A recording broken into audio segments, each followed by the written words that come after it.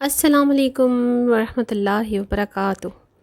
کتابوں کا خدا اور بابوں کا خدا اور اسلامیہ یونیورسٹی حضرت جنید بغدادی سے پوچھا گیا، کیا کوئی مرد کسی غیر محرم کو پڑھا سکتا ہے؟ فرمایا، اگر پڑھانے والا با یزید بستامی ہو اور پڑھنے والی رابعہ بصری ہو، جس جگہ پڑھایا جا رہا ہو وہ بیت اللہ شریف ہو اور جو کچھ پڑھایا جا رہا ہو وہ کلام اللہ شریف ہو، پھر بھی اجازت نہیں ہے۔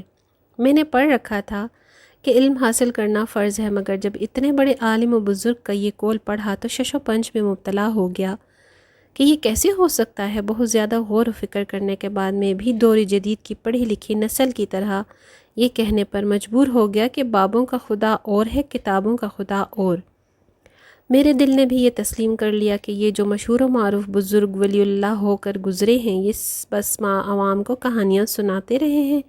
در حقیقت انہوں نے دین کا مقصد اور معنی ہی بدل دیا ہے۔ مگر چند دن پہلے اسلامیہ یونیورسٹی کے سامنے آنے والے اسکینڈل نے میرا نظریہ ایک بار پھر سے بدل دیا۔ بہت عرصہ قبل لاہور کی ایک پرائیویٹ یونیورسٹی کی طالبہ، جو کہ یتیم بچی تھی، انتہائی ذہین تھی مگر غربت میں گردن تک ڈوبی ہوئی تھی، اس کے باوجود اس نے ہار نہیں مانی۔ مقروض پہلے ہی تھی، یہاں تک کہ باپ کا کفن بھی قرض لے کر خریدا تھا، مگر اس نے مزید قرض لینا جاری رکھا۔ وہ قرض لے کر رقم اپنی تعلیم پر لگاتی جاتی اور اس قرض کے عوض اس کی ماں لوگوں کے گھروں میں کام کر کے قرض چکاتی جاتی، یہاں تک کہ لڑکی نے جوانی کی دہلیز پار کے ساتھ ہی اس کا میڈیکل کالج میں داخلہ ہو گیا۔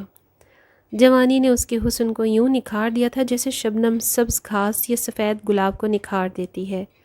لوگ اس پر ترس کم کھاتے تھے، اللہ تعالیٰ کی رضا کو مد نظر رکھ کر اس کی مدد کم کرتے تھے، مگر دل میں میل رکھ کر اس پر مہربان زیادہ ہوتے تھے تاکہ موقع ملنے پر اپنی غلیظ ہوس مٹا سکیں۔ لہٰذا لوگوں نے اسے اپنے احسان تلے دبا کر اس کی عزت تار تار کرنے کی غرض سے اس کے ساتھ بھرپور مالی تعاون کیا اور اس نے میڈیکل کی پڑھائی شروع کر دی۔ مگر جب لوگوں کی امید حسرت میں بدلنے لگی تو وہ مالی تعاون کرنا چھوڑنے لگے، یہاں تک کہ اس لڑکی کے تیسرے سیمسٹر میں پہنچنے پر لوگوں کا حسد بغض جاگ گیا۔ وہ سوچنے لگے اگر یہ ڈاکٹر بن جائے گی تو ہماری محتاج نہیں رہے گی، لہٰذا لوگوں نے قرض تک دینا بند کر دیا۔ پہنچتے پہنچتے نوبت یہاں تک پہنچ گئی کہ انہیں سود پر بھی قرض دینے کے لیے کوئی تیار نہیں تھا۔ مجبوراً اس یتیم بچی کو تعلیم ادھوری چھوڑنی پڑی۔ جب لڑکی نے تعلیم کو خیر بات کہنے کا فیصلہ کر لیا تو اسے حکمرانوں کا ایک دلال ملا جو اپنے مالک تک پہلے ہی لڑکی کے حسن کی خبر پہنچا چکا تھا۔ اس نے لڑکی سے کہا کہ اگر تم چاہو تو اسکالرشپ پر بھی تعلیم جاری رکھ سکتی ہو، تمہارا ماہانہ وظیفہ بھی مقرر کر دیا جائے گا۔ اور ساتھ دلال نے اپنے آقا کی تعریف کے پل باندھتے ہوئے کہا کہ آپ جا کر ان سے مل لو۔ لڑکی کو علم حاصل کرنے کا جنون تھا، وہ میری طرح علم کو فرض مان کر بیٹھی تھی، لہٰذا اس دلال کے کہنے پر وہ اس کے آقا کے پاس چلی گئی۔ دلال نے اسے بتایا تھا کہ صاحب رات کو فارغ ہوتے ہیں، اس لیے وہ رات کو صاحب سے ملنے چلی گئی۔ صاحب جو نشے میں دھت لڑکی کے حسن کا تماشا بنانے کے لیے، اس کی عزت لوٹنے کے لیے، اسے درندگی دکھانے کے لیے تیار بیٹھے تھے، انہوں نے لڑکی کے پہنچتے ہی دلال کے ساتھ مل کر اس کی عزت پامال کرنا چاہی، مگر لڑکی نے مزاحمت شروع کر دی، یہاں تک کہ عزت کا دفاع کرتے کرتے لڑکی مر گئی اور مری ہوئی لڑکی کی عزت لٹ گئی۔ صبح اخبار میں خبر آئی تھی کہ ایک ڈانسر منشیات کے زیادہ استعمال کی وجہ سے مر گئی ہے۔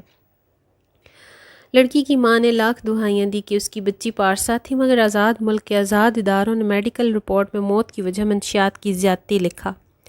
مظلوم ماں کی دعائیوں کے باوجود پولیس کہتی رہی ہمارے پاس کوئی رپورٹ کروانے نہیں آیا۔ میڈیکل کالج کی انتظامیہ نے لڑکی کو اسٹوڈنٹ ماننے سے انکار کر دیا۔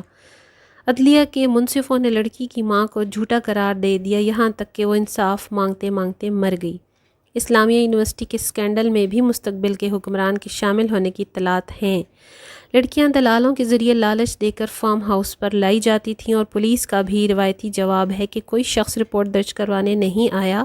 یونیورسٹی بھی اب اس سب کو پروپیگنڈا قرار دے رہی ہے۔ میں وثوق سے کہتا ہوں کہ اس معاملے میں کسی کو سزا نہیں ہوگی، بس یہ معاملہ فقط یہ بات سمجھا دے گا کہ مندرجہ بالا قول حضرت جنید بغدادی نے کیوں کہا تھا، اور مجھے تو یہ بھی سمجھ آ گئی ہے کہ خدا ایک ہی کتابوں کا بھی اور بابوں کا بھی، بس خدا کو پہچاننے کے لیے ضرورت بابوں کی ہے، جیسے اس بابے نے برسوں پہلے میرے ملک کے حالات کے حساب سے کہہ دیا تھا، نہیں، یعنی نامحرم مرد کبھی نہیں پڑھا سکتا۔ ویڈیو کو لائک کیجیے گا۔ اللہ حافظ۔